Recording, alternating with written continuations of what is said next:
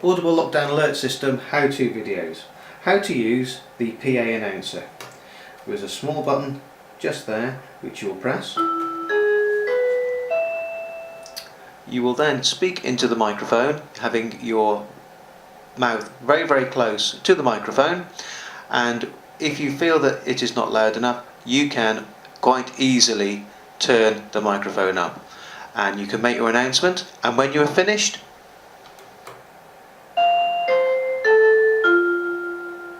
thank you.